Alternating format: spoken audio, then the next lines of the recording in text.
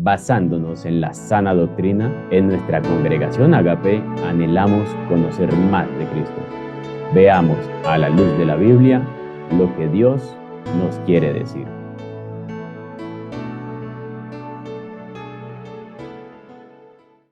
Queridos hermanos, vamos a ubicarnos en nuestras Biblias, en la carta a los Romanos, leyendo la versión Reina Valera. Quedamos en la carta a los Romanos en el capítulo 5, en el versículo 20. Leo en el nombre del Padre, de Jesucristo, Hijo, del Espíritu Santo. Dice, así que, por la transgresión de uno, vino la condenación a todos los hombres.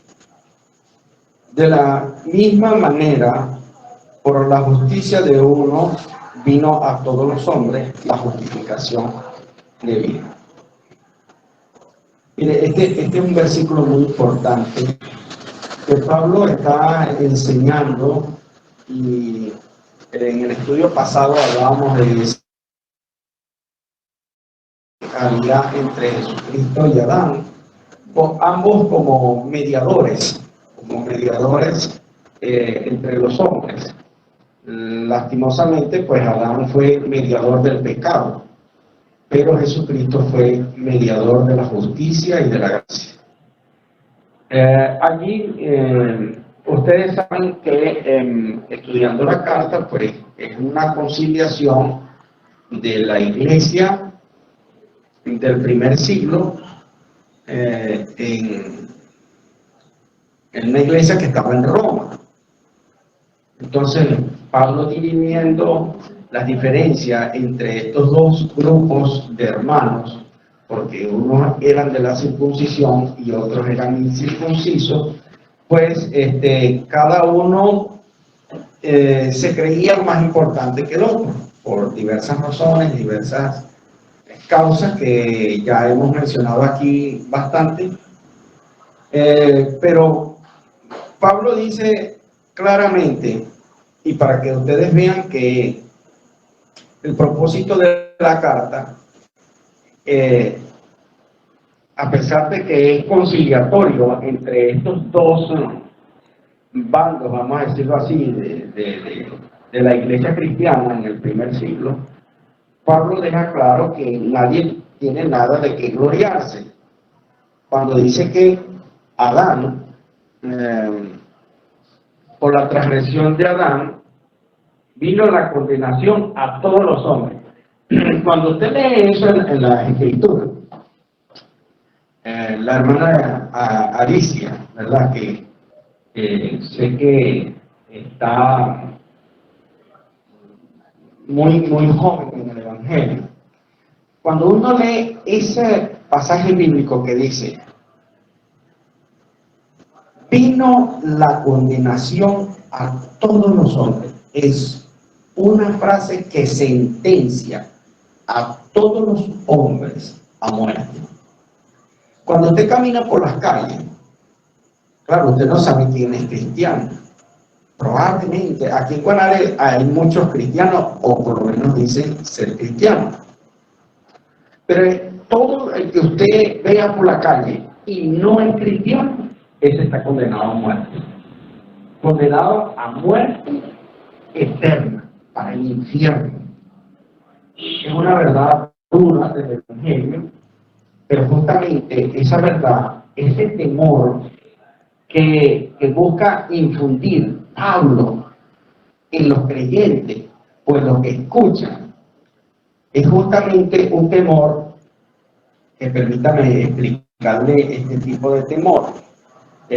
Mucha gente diría que el miedo es malo, pero si ese miedo le salva a usted la vida, entonces ese miedo no es malo, ¿verdad? Por ejemplo, usted no se metería por un campo minado de serpientes, le daría miedo. Entonces, mire esa verdad que arroja ese versículo. Todos están condenados a muerte, todos. Y uno dice, y mi familia también. Sí, tu familia también. Tu familia también y mi familia también. todos los que no reciban al Señor Jesucristo están condenados, porque eso es lo que dice la Biblia. Ahora, esta verdad anunciada en el Evangelio no es para que la gente, realmente no es para Dios, no, escuchen bien, no es lo mismo amenazar a la gente que advertirle a la gente. Porque primero Dios no necesita amenazar a nadie porque Él no tiene un rival. Él no tiene a alguien que en verdad pueda contender con Él. Él lo único que le hace, le advierte a la gente, le advierte de que todo el mundo está condenado. Entonces la gente sienta la necesidad de pedir auxilio, de pedir socorro. Si usted está en un edificio que se está quemando y usted no encuentra por dónde salir, ¿qué es lo que va a hacer usted? Pedir auxilio. ¿Me entiende? Si usted fuera en una embarcación y cae a las profundidades del agua, no sé, del mar, vamos a poner, y usted no sabe nadar, y sabe que en menos de 3, 4 minutos ya usted está muerto, entonces a usted le toca pedir socorro, pero no auxilio, auxilio. No, hermano, mire, no quiero hacer un escándalo aquí, pero realmente los gritos y los alaridos que pegaría la persona porque sabe realmente que se va a morir. No es juego el asunto, ¿cierto?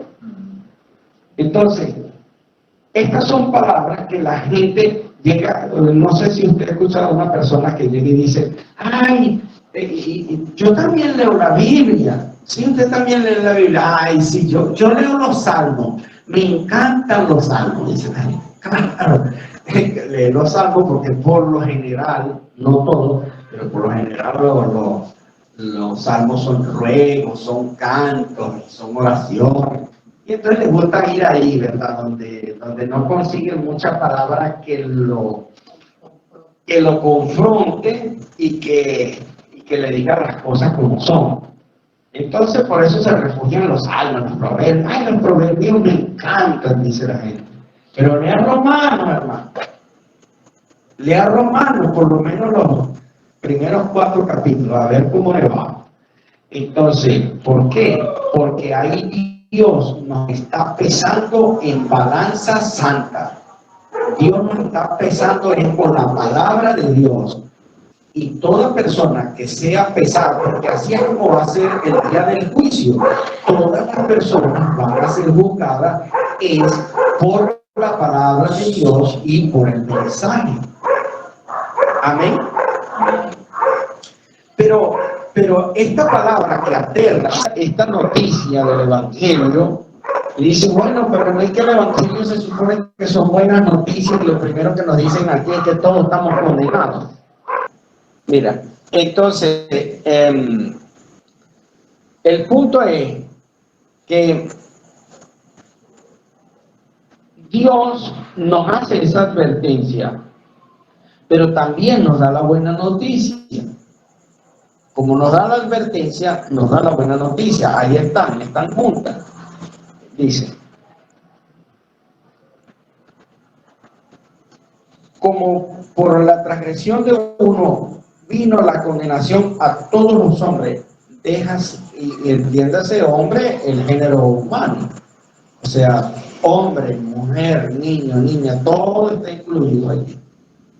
Eso ahorita que hay esos problemas con los términos de género y todo eso, pero la Biblia dice a todos los hombres y se entiende que toda la raza humana. Entonces, de la misma manera, mire cómo dice esa frase, de la misma manera, por la justicia de uno, vino a todos los hombres la justificación de vida. Entonces, eso que dice, de la misma manera, dice, por la justificación de uno. Ahí está, eso es doctrina, ¿vieron? Doctrina sana, pura como la miel, sin aditivos químicos. Usted puede subrayar esa frase allí, si es de lo que subraya su Biblia. Yo la subrayo, hay gente que no, pero si tiene un cuaderno de anotaciones, esa frase es muy importante, porque dice, por la justicia, es decir, la justificación de uno solo es el que justifica, más nadie te puede justificar delante de Dios. Lo estás viendo claramente. Ahí lo dice claramente, por la justificación de uno, porque uno solo bastó para contaminar toda la creación, pero uno solo bastó para reconciliarnos con Dios. No hay más. ¿Ustedes ven a alguien más allí? ¿Hay una patrona, una señora por allí? No, ¿verdad que no hay? No. Bueno, entonces, la gente que tiene esos inconvenientes religiosos y culturales es porque no ha leído la Biblia, no la consulta, y si la lee, no la cree, porque la finalidad de escudriñar las Escrituras es saber que tiene la confianza de que el Dios que ha dicho esta palabra es santo y es imposible que Él mienta, dice la misma Biblia. Entonces va garantizada esa palabra de que es absolutamente verdad. Es absolutamente verdad. Y si ahí dice que de la misma manera, por la justicia de uno, es decir, así como el único culpable de toda la transgresión de la raza humana se le atribuye a Adán, de la misma manera, dice, ¿verdad que dice claramente?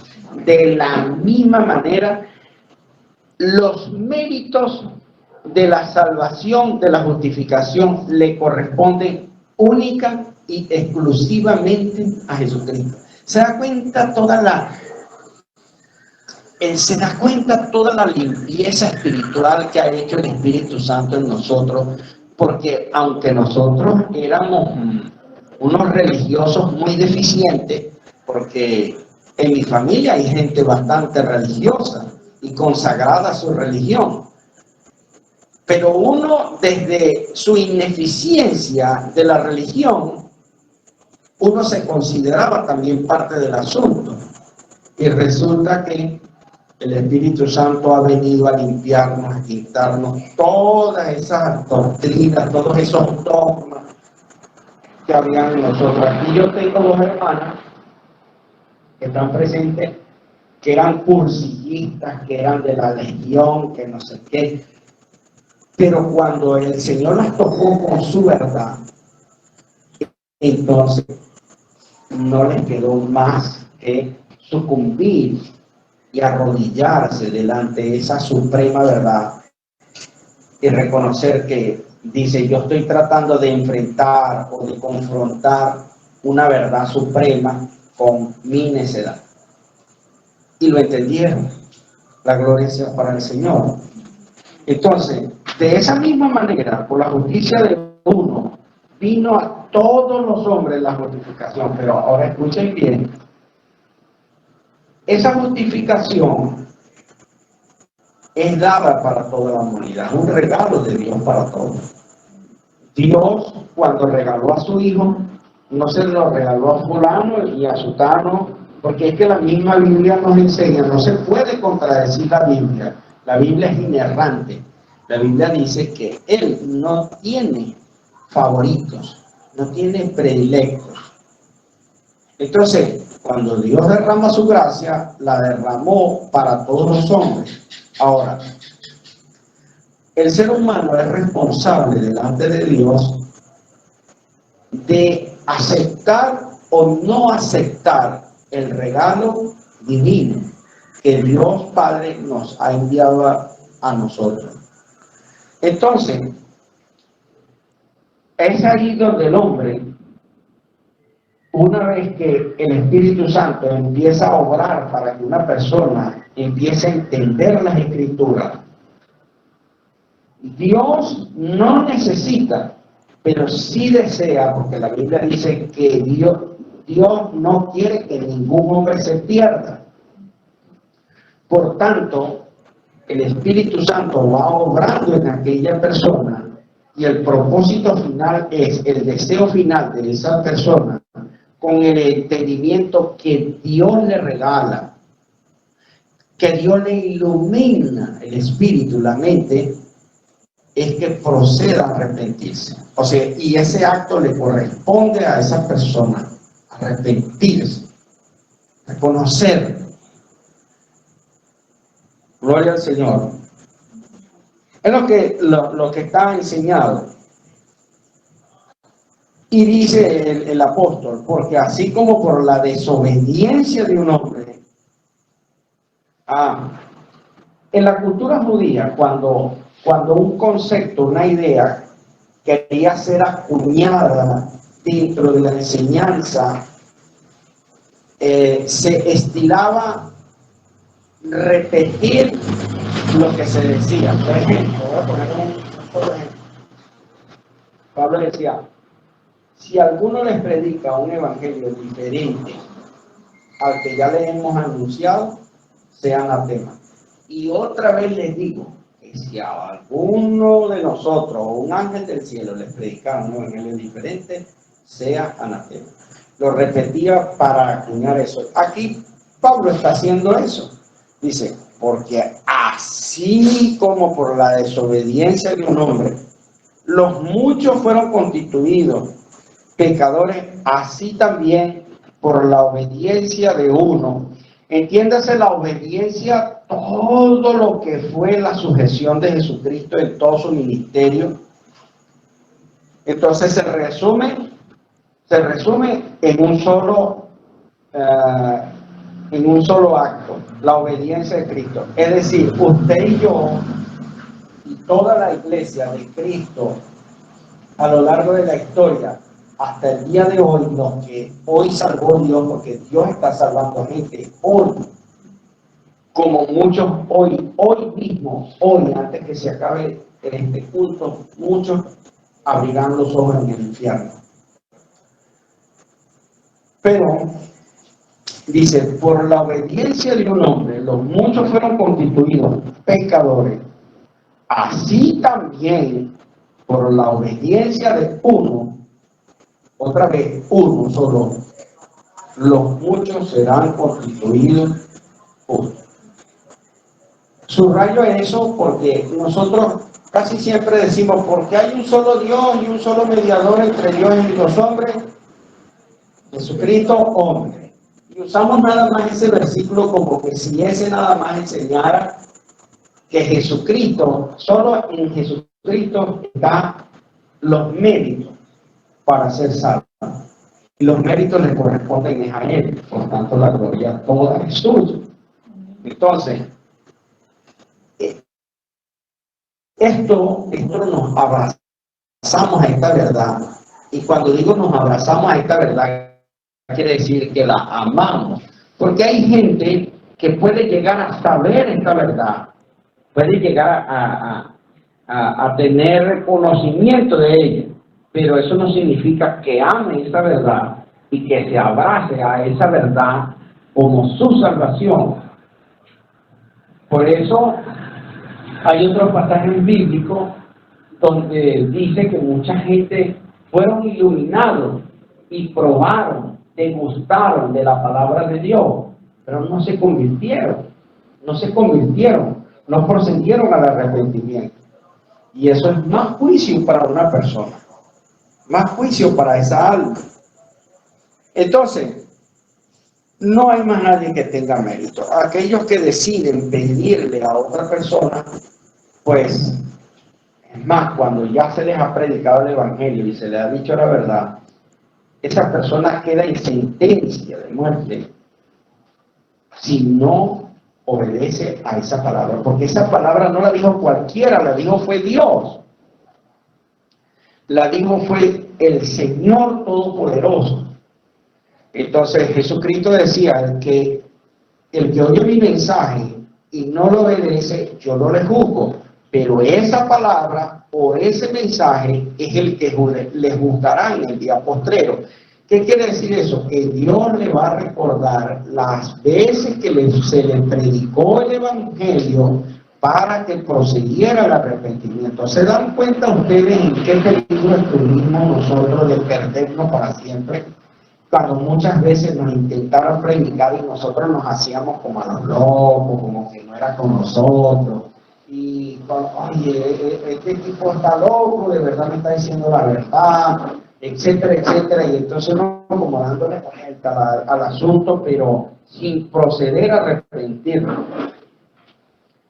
Y eso es grave delante de los ojos de Dios, porque es despreciar su regalo más extraordinario, que es nuestro Señor Jesucristo.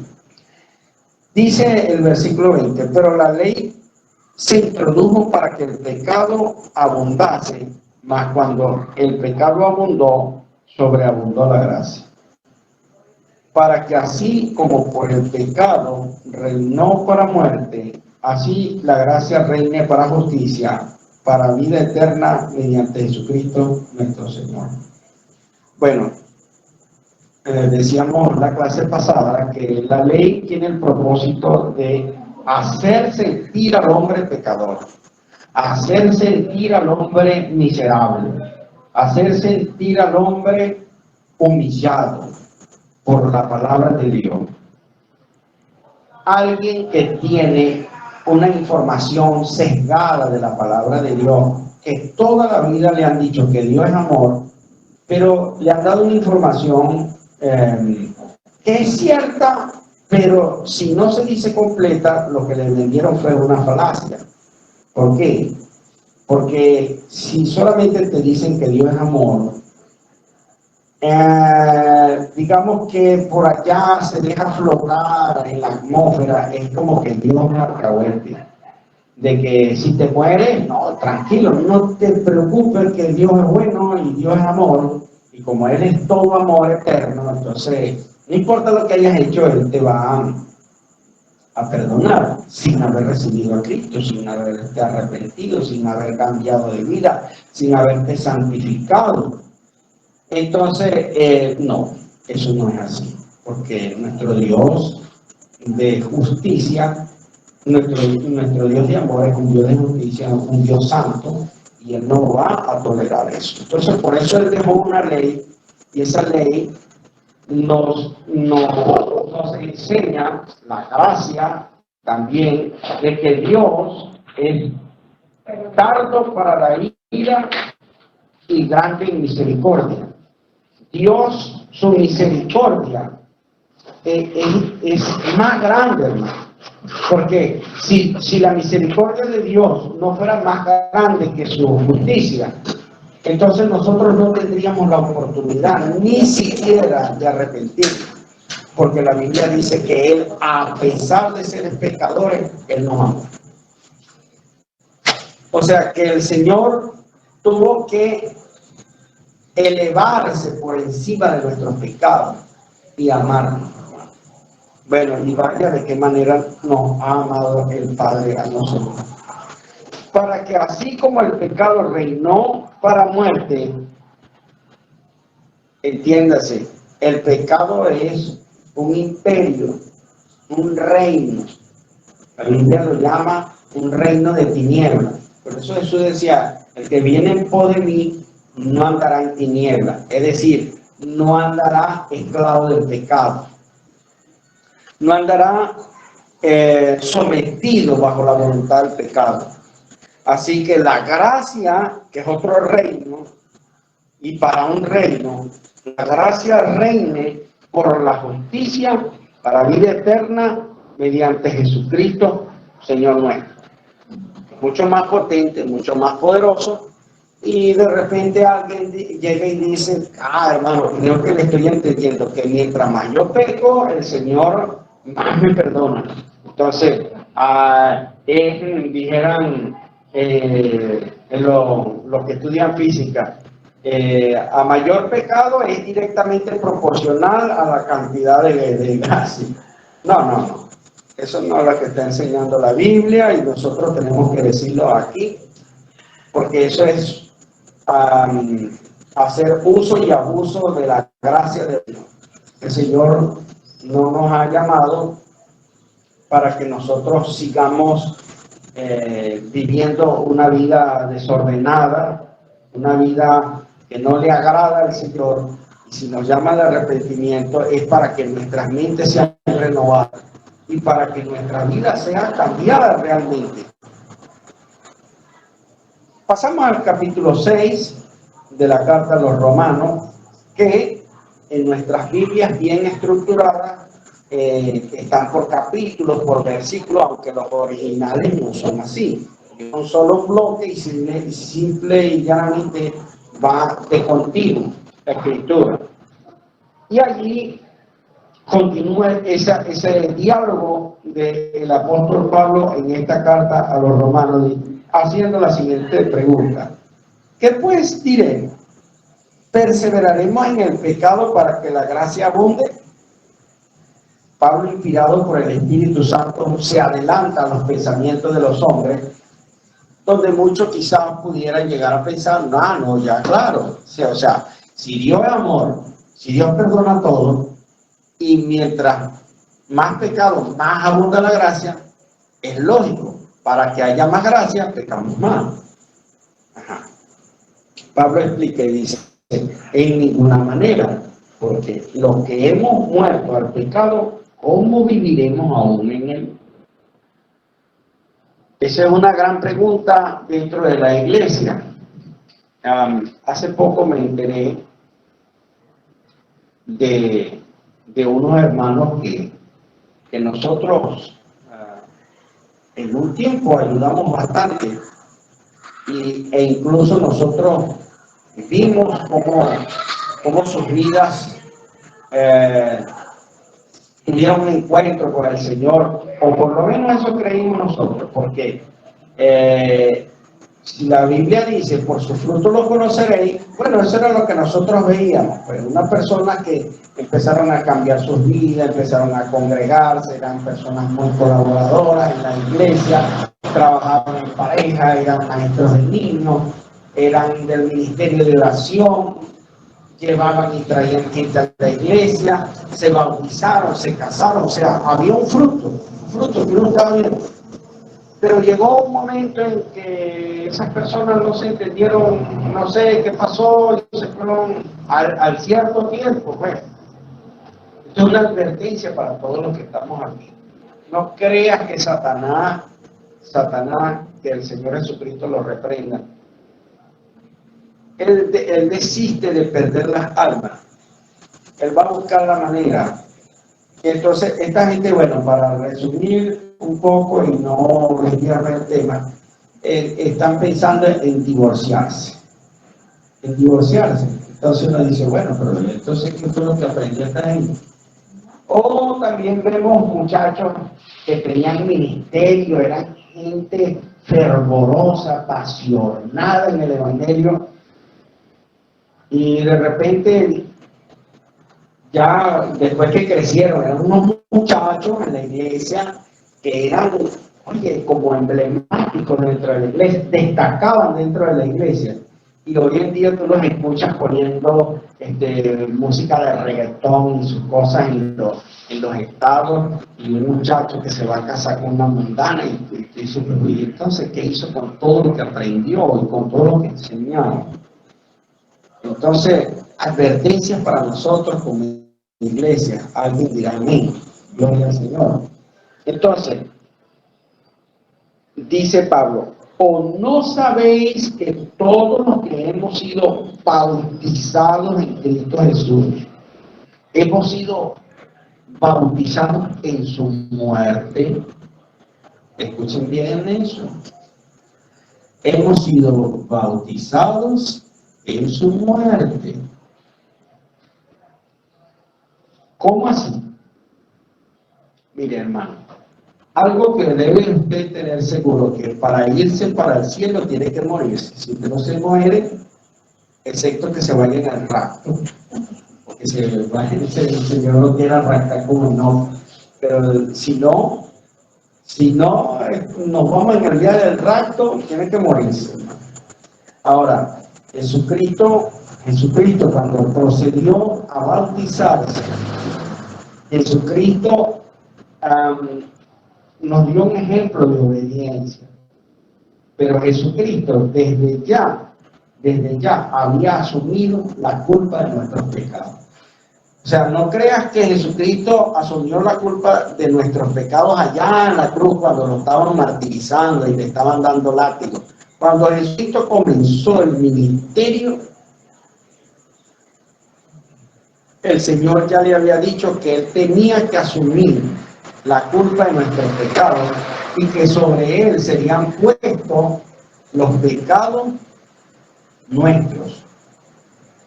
Jesucristo cuando se bautiza es un acto de humillación. ¿Estás entendiendo eso, querido hermano? Cuando Jesucristo se bautiza es un acto de humillación del Cristo viviente y del Cristo sufriente, porque Jesucristo es un Dios sufriente. Eso no lo dice ninguna otra religión del mundo. Ningún dogma de fe del mundo que tenga un Dios habla de que tenga un Dios sufriente.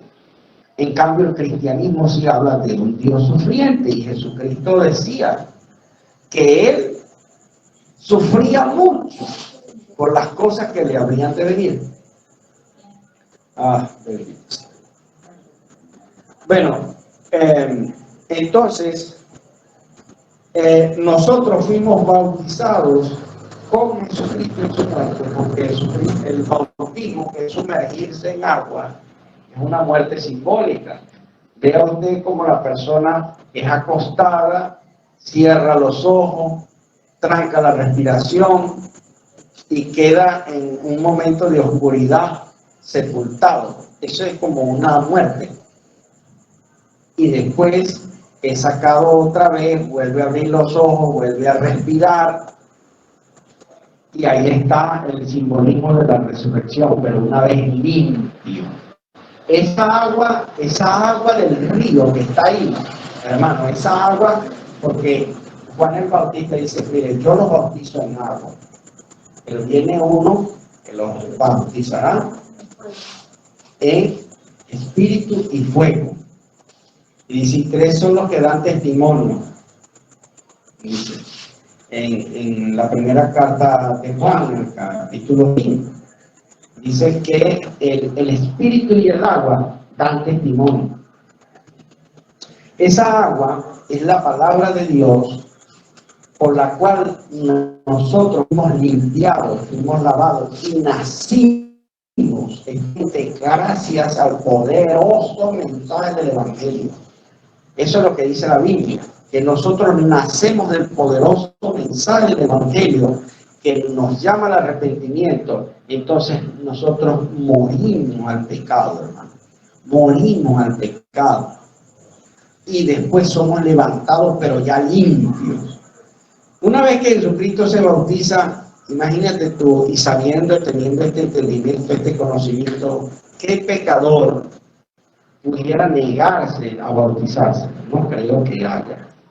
Es muy difícil. Con el entendimiento de esto, dificulto que alguien se resista a bautizarse, porque quisiera bautizarse y morir con Cristo y proclamarlo para que la gente lo escuche. Morir para el mundo no me interesa, me interesa mi Jesús. Gloria a Dios. Dice, porque somos sepultados juntamente con Él para muerte por el bautismo, a fin de que como Cristo resucitó de los muertos por la gloria del Padre, así también nosotros andemos en vida nueva. Aleluya. Y voy a leer hasta el 5 porque se fue el tiempo tan rápido. Porque si fuimos plantados juntamente con Él en la semejanza de su muerte, así también lo seremos en la de su resurrección. Esto lo explica más ampliamente el apóstol Pablo en la primera carta a los Corintios, en el capítulo 15, que habla de la resurrección de los muertos. Gloria a Dios. Pero aquí dice que nosotros fuimos plantados. Y llama la atención esa palabra de plantar, porque uno lo que planta son semillas, ¿verdad que sí? Uno planta semillas, pero la semilla muere debajo de la tierra, pero de la tierra brota una vida que emerge de la semilla muerta. Es una cosa extraordinaria, ¿verdad que sí? De la semilla muerta brota una vida que se convierte en un árbol que da fruto, etcétera, etcétera. Jesucristo nos hizo nacer a nosotros. Aleluya. Entonces, en la semejanza de su muerte, nosotros fuimos plantados. Ustedes no recuerdan que cuando murió aquí el líder de la revolución, la gente empezó a hablar de que lo plantaron. Lo plantaron, lo sembraron. Eso es sacado de la Biblia, hermano, y eso tiene, por supuesto, un propósito. Pero que para nosotros, los que estudiamos la Escritura, es obvio lo que ellos querían dar a entender y lo que querían decir con eso. Pero nosotros ciertamente hemos sido plantados juntamente con Él en la semejanza de su muerte. Así también lo seremos en la de su resurrección. Esto es promesa de Dios en la cual nosotros hemos sido incluidos. Y tú no ves que ahí se necesita a alguien más que esté mediando delante de Jesucristo para que eso se haga efectivo. No se necesita eso porque Dios cumple lo que promete. Y la condición que Él dejó fue que nosotros nos arrepintiéramos, que confesáramos nuestros pecados y que de verdad reconociéramos que nosotros sin Jesucristo estábamos perdidos, pero que ponemos toda la confianza en todo lo que Él hizo en la cruz, que Él asumió mis culpas completamente y ahora a Él yo le debo obediencia, sujeción, gratitud, respeto, adoración, gloria, honra y mi vida entera. De resto, la Biblia no añade a más nadie. Y esa es la verdad. La verdad a la cual nosotros hemos sido añadidos. Amén. Porque nosotros fuimos añadidos a esa verdad. Somos parte de esa verdad. Ahora nos toca proclamarla. ¿Cómo deseamos nosotros ahora que nuestros seres queridos, amigos, hermanos, familia, vecinos, todos colocan esa verdad? Pero hemos entendido que no es una tarea para nada fácil. Pero en el nombre de Jesús estamos comprometidos con el Señor, estamos comprometidos con su obra y estamos comprometidos con su iglesia. Gloria al Señor, hermano. Bueno, hemos llegado al final del estudio de hoy.